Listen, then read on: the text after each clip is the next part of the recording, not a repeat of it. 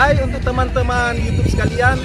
Pertama-tama kami atas saya Pendeta Ronald Lambe mengucapkan terima kasih telah menyaksikan channel YouTube saya ini. Semoga kita semua senantiasa diberkati oleh Tuhan kita Yesus Kristus. Jangan lupa untuk like, subscribe, share di channel YouTube kami ini. Tuhan Yesus memberkati kita semua. Shalom Aleichem Bishen Hamashiach. Amin. Haleluya. Apa kabar masyarakat Karangria? Malam hari ini sungguh dahsyat dan luar biasa. Amin. Saya melihat dari sejak jam 4 tadi sore kami sudah ada di sini dan kami melihat masyarakat di seputaran Karangria ini semua bersemangat untuk mengikuti acara KKR malam hari ini. Ada sukacita masyarakat Karangria. Haleluya. Tadi juga sebelum ibadah dimulai sudah ada yang minta didoakan. Amin. Ada banyak umat Tuhan yang rindu untuk menikmati akan lawatan dan jamahan Tuhan. Bahkan ada beberapa anak-anak Tuhan yang boleh menyaksikan akan pergumulan mereka, masalah mereka, tantangan mereka yang mereka hadapi, sehingga ada doa-doa yang dinaikkan dan itu pasti akan memberikan dampak yang luar biasa bagi masyarakat Karangria. Amin. Dan puji Tuhan, pada saat ini saya akan membawa kita untuk kembali masuk pada kebenaran firman Tuhan. Firman Tuhan yang pendek saja, singkat saja, saya ambil di dalam Injil Matius pasal yang ke-5. Injil Matius pasal yang ke-7 ayat yang pertama.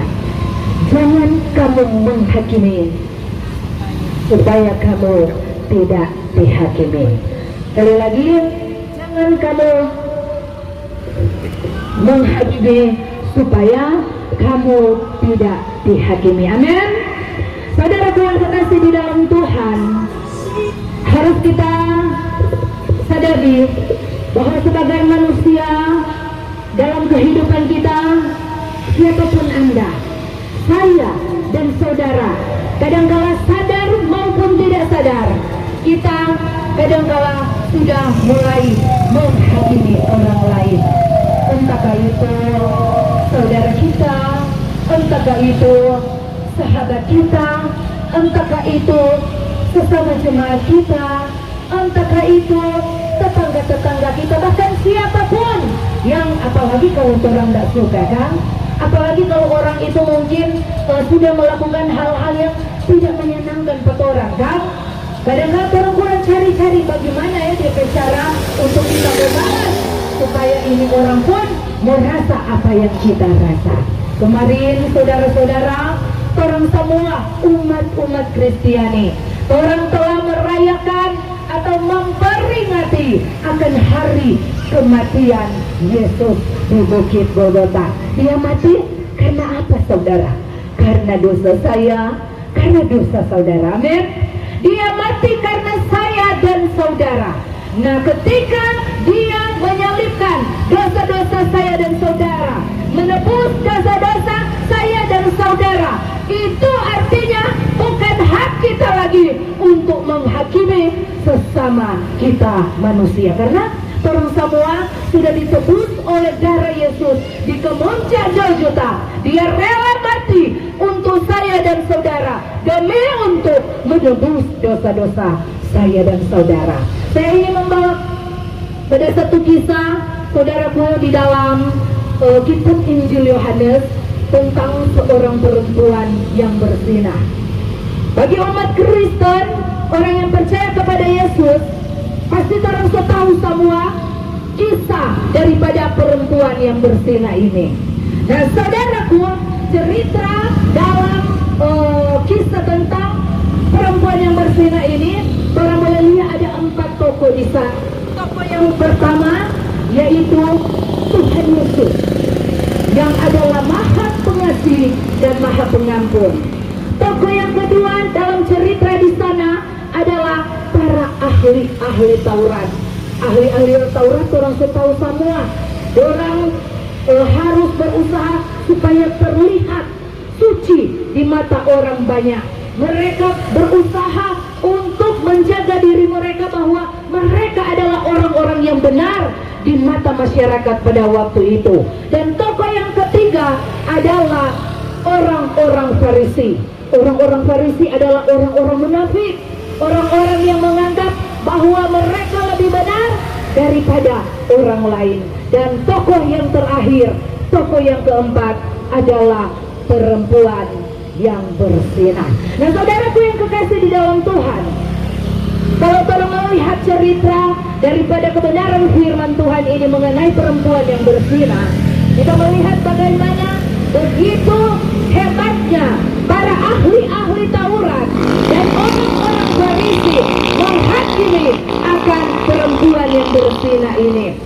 Namun ketika Yesus tampil di situ, sekalipun dia sudah dihakimi, sekalipun dia sudah dicaci maki, sekalipun dia sudah diolok-olok karena dosa perzinahannya, tetapi Yesus tampil dan berbeda dengan apa yang dipikirkan oleh para ahli-ahli Taurat dan orang-orang Farisi. Apa yang dilakukan Yesus pada waktu itu? Saudaraku yang kekasih, orang meminta ke Yesus, Yesus, hukum ini perempuan ini karena dia berzina, karena dia sebagai malu nama Tuhan, karena dia sebagai malu orang semua. Tetapi apa Yesus bilang? Barang siapa yang tidak berdosa, dialah yang pertama melempar wanita ini atau perempuan ini dengan batu. Dan Yesus tunggu-tunggu, mana ya? Mau lihat siapa yang berani mau lempar ini? Wanita ini yang merasa tak berdosa. Di seputaran semua itu para ahli-ahli Taurat dan ini orang-orang Farisi. Nah, saudaraku yang kekasih di dalam Tuhan, Tuhan Yesus tunggu-tunggu, tidak ada yang lempar perempuan ini dengan batu. Akhirnya, karena tidak ada yang berani untuk melempar, mengapa mereka tidak berani melempar perempuan ini dengan batu? Padahal Tuhan Yesus bilang, toh lempar dia dengan batu. Kalau mau dirasa memang dia telah melakukan dosa yang besar, dosa perzinahan, tapi yang pokok ketika kamu melempar ini perempuan ini dengan batu, haruslah tidak berdosa. Amin. Saudaraku, siapa di antara orang yang tidak pernah berbuat dosa? Siapa di antara orang yang tidak berbuat kesalahan? Siapa di antara kita yang tidak pernah berbuat pelanggaran? Tetapi dia Tuhan yang hidup dan berkuasa. Dia Tuhan kita yang penuh kasih dan setia. Dia tetap Tuhan kita yang memiliki belas kasihan. Dia Yesus yang telah disalibkan demi dosa-dosa saudara dan saya. Dia Yesus yang telah menurunkan hujan dan panas bagi saya dan saudara, bagi orang yang baik maupun orang yang jahat. Dia Yesus yang setia. Dia tidak melihat dosa-dosa saya dan saudara. Dia tidak melihat pelanggaran saya dan saudara, tetapi dia melihat saya dan saudara. Apakah ada keinginan untuk bertobat dari segala pelanggaran dan dosa-dosa kita? Lewat kebenaran firman Tuhan dikatakan bahwa agar kita jangan menghakimi sesama kita, karena ketika kita menghakimi sesama kita, kita pun akan dihakimi oleh Tuhan. Perempuan yang telah berzina itu, saudaraku yang terkasih di dalam Tuhan, secara adat istiadat pada waktu itu, kalau kedapatan berzina, maka adat istiadat di zaman itu, perempuan itu seharusnya dilempar, dirajam dengan batu sampai mati. Tetapi Yesus tampil dan Yesus menyelamatkan perempuan ini, bukan karena Yesus mencintai dosa, bukan karena Yesus menyukai dosa. Yesus sangat membenci dosa, tetapi dia Yesus sangat mengasihi orang berdosa. Siapa orang berdosa? Saya dan saudara. Amin. Jadi kita yang ada pada malam hari ini, saya ingin menyampaikan kepada Bapak Ibu saudara-saudari yang ada di seputaran Bitung Karangria ini, jangan takut ketika engkau mengalami masalah, ketika engkau telah melakukan pelanggaran di hadapan Ketika engkau telah melakukan dosa di hadapan Tuhan, Tuhan tidak akan menghakimi engkau. Sebagaimana perempuan yang berzina, dia tidak menghakimi perempuan yang berzina sekalipun sudah didapati berbuat dosa, sekalipun sudah didapati melakukan hal-hal yang memalukan. Tetapi Yesus, dia berkata kepada perempuan ini, di manakah mereka? Yesus tanya, di mana tuh orang-orang tadi yang dihakimi pengana? Di mana tuh ahli-ahli Taurat itu? Di mana itu orang-orang Farisi yang dah hakimi pengana, yang dah bawa kemari pengana? Pak kita, mereka sudah pergi satu persatu meninggalkan Yesus dan meninggalkan perempuan yang berzina itu. Dan apa yang terjadi, saudara yang kekasih? Yesus berkata kepada perempuan yang berzina itu, berdirilah, bangunlah, aku pun tidak menghukum engkau. Aku pun tidak menghukum engkau. Tetapi ada tapinya. Yesus katakan, pergilah dan jangan berbuat dosa lagi. Amin. Saudaraku yang terkasih di dalam Tuhan, kadang-kadang orang bakudapa dan orang petamang-tamang, bakudapa dan orang pe keluarga, orang pe suami, orang pe istri, orang pe anak-anak yang kadang-kala melakukan hal-hal yang telah mengecewakan orang pe hati, sehingga kadang-kala timbul kepahitan, timbul kedengkian, timbul kemarahan, timbul kekecewaan, timbul apalagi saudaraku yang kepahitan dalam hati ini, kemarahan dalam hati ini. Dia sudah bikin begini pak kita tidak mungkin masa maaf pak dia. Dia sudah bikin macam-macam pak kita, dia sudah bikin marah pak kita. Dia tak mungkin lagi mau dapat kita maaf. Rasa marah, rasa kecewa, campur aduk dalam orang hati. Tetapi apakah itu yang dikehendaki oleh Yesus? Sebagai orang yang percaya kepada Tuhan, sebagai orang yang mengaku anak-anak Tuhan, orang harus meneladani Yesus.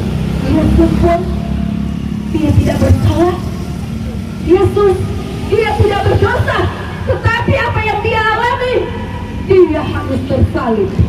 Walaupun dia tidak berdosa, namun pun dalam doanya apa yang dia katakan, bukan dia minta ketika dia tersalib karena dia tidak berdosa, dia minta orang-orang yang telah menyalibkan dia untuk dihukum. Tetapi dia doakan mereka, ya Allah, ya Bapa, ampunilah mereka, karena mereka tidak tahu apa yang mereka lakukan. Mari saudara-saudaraku yang kekasih di dalam Tuhan, Anda mungkin saat ini sedang dipenuhi dengan rasa marah dalam hatimu.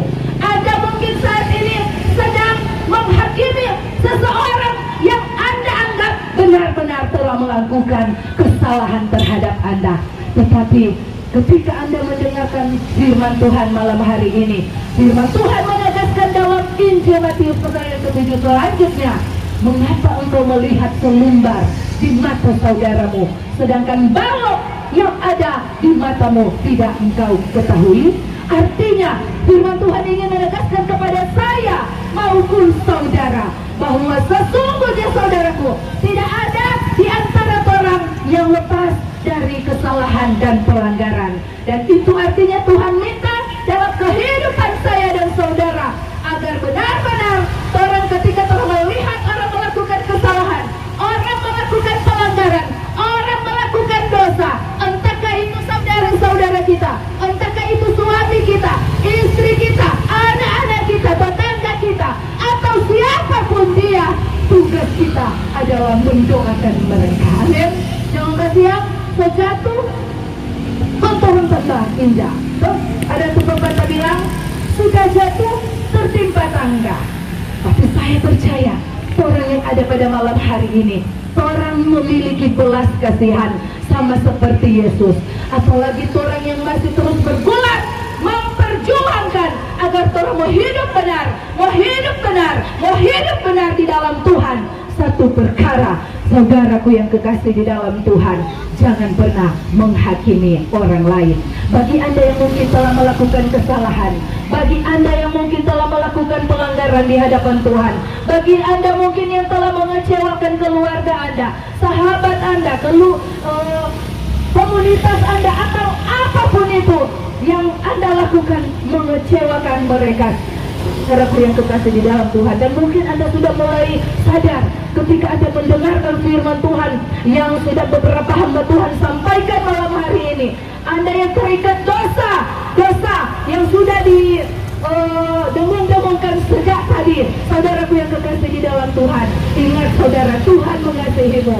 Sebab itu datanglah kepada Dia.